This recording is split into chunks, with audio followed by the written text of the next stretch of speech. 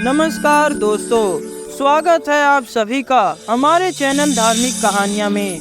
ज्येष्ठ मास की पूर्णिमा को दक्षिण भारत की सुहागिन महिलाओं द्वारा वट सावित्री व्रत का पर्व मनाया जाता है। कहा जाता है कि वट वृक्ष की जड़ों में ब्रह्मा, तने में भगवान विष्णु व डालियों व पत्तियों में भगवान शिव का स्थान माना जाता है। इस व्रत में महिलाएं वट वृक्ष की पूजा करती हैं। सती सावित्री की कथा सुनने व वाचन करने से सौभाग्यवती महिलाओं की अखंड सौभाग्य की कामना पूरी होती है। तो चलिए अब सुनते हैं वट सावित्री की व्रत कथा।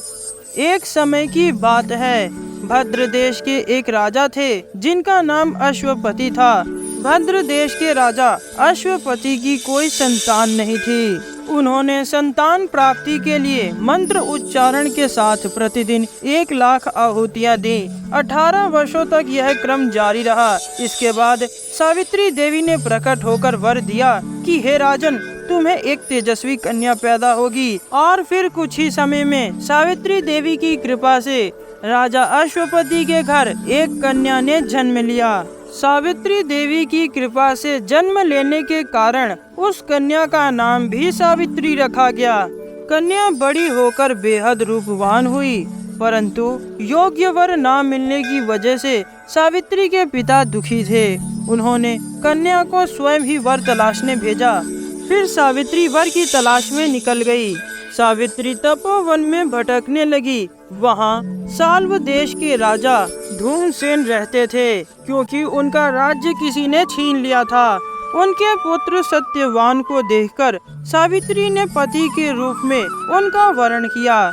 ऋषि राज नारद को जब यह बात पता चली तो वह राजा अश्वपति के पास पहुँचे और कहा कि हे राजन, ये आप क्या कर रहे हैं? सत्यवान गुणवान है, धर्मात्मा है और बलवान भी है, पर उसकी आयु बहुत ही छोटी है। वह अल्प आयु है। 1 वर्ष के बाद उसकी मृत्यु हो जाएगी। ऋषि राज नारद की बात सुनकर राजा अश्वपति घोर चिंता में डूब गए। सावित्री ने उनसे कारण पूछा तो राजा ने कहा, पुत्री, तुमने जिस राजकुमार को अपने वर के रूप में चुना है वह अल्प आयु है। तुम्हें किसी और को अपना जीवन साथी बनाना चाहिए।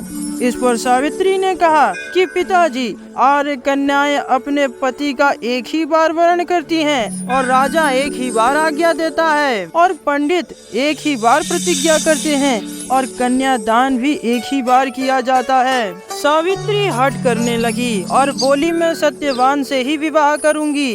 राजा अश्वपति ने सावित्री का विवाह सत्यवान से कर दिया। सावित्री अपने ससुराल पहुंचते ही सास ससुर की सेवा करने लगी। समय बीतता चला गया। नारद मुनि ने सावित्री को पहले ही सत्यवान की मृत्यु के दिन के बारे में बता दिया था। वह दिन जैसे जैसे करीब आने लगा, सावित्री अधीर होने लगी। उन्होंने 3 दिन पहले से ही उपवास शुरू कर दिया। नारद मुनि द्वारा कथित निश्चित तिथि पर पितरों का पूजन किया। हर दिन की तरह सत्यवान उस दिन भी लकड़ी काटने जंगल चला गया। साथ में सावित्री भी गई। जंगल में पहुंचकर सत्यवान लकड़ी काटने के लिए एक पेड़ पर चढ़ा। तभी उसके सिर में तेज दर्द होने लगा।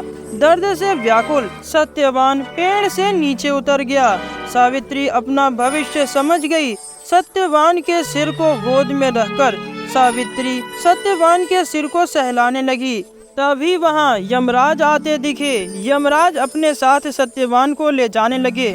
सावित्री भी उनके पीछे पीछे चलने लगी। यमराज ने सावित्री को समझाने की कोशिश की कि यही विधि का विधान है, लेकिन सावित्री नहीं मानी।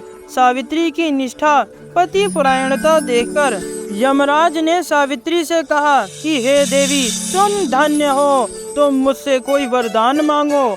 सावित्री ने कहा, मेरे सास ससुर वनवासी और अंधे हैं, उन्हें आप दिव्य ज्योति प्रदान करें। यमराज ने कहा, ऐसा ही होगा, जाओ अब लौट जाओ। लेकिन सावित्री अपने पति सत्यवान के पीछे पीछे चलती रही।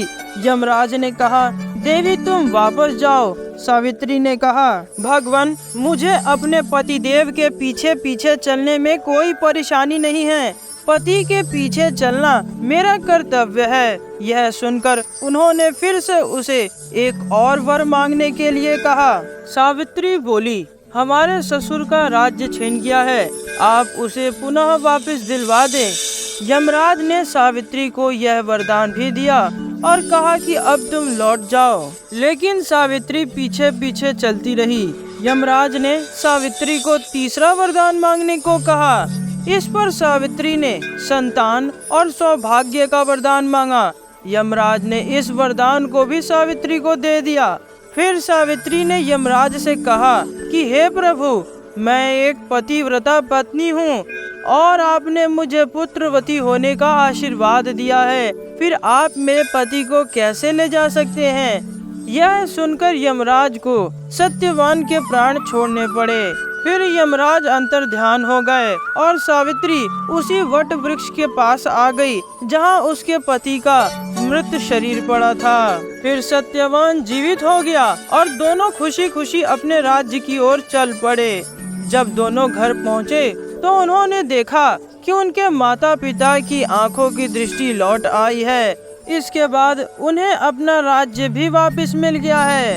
इस प्रकार सावित्री और सत्यवान चिरकाल तक राज्य सुख भोगते रहे।